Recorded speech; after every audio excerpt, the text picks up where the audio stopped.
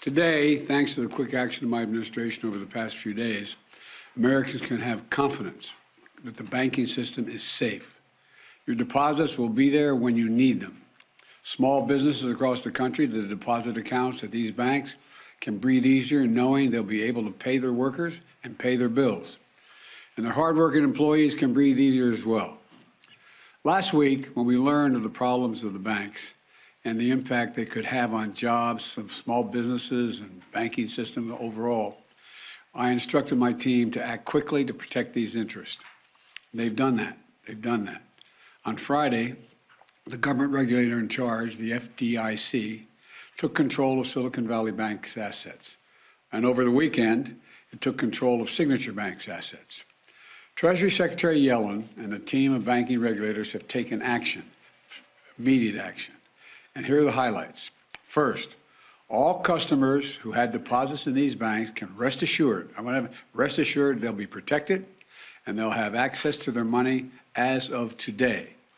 That includes small businesses across the country that bank there and need to make payroll, pay their bills, and stay open for business. No losses will be, and this is an important point, no losses will be borne by the taxpayers. Let me repeat that. No losses will be borne by the taxpayers.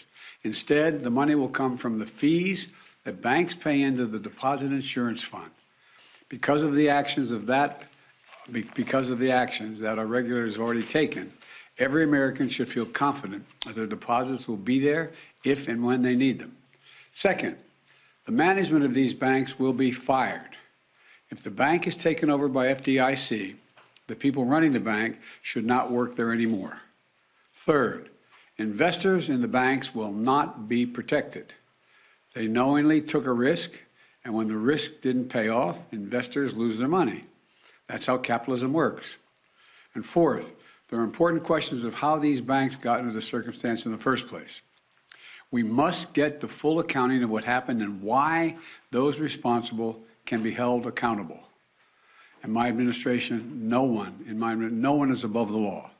And finally, we must reduce the risk of this happening again.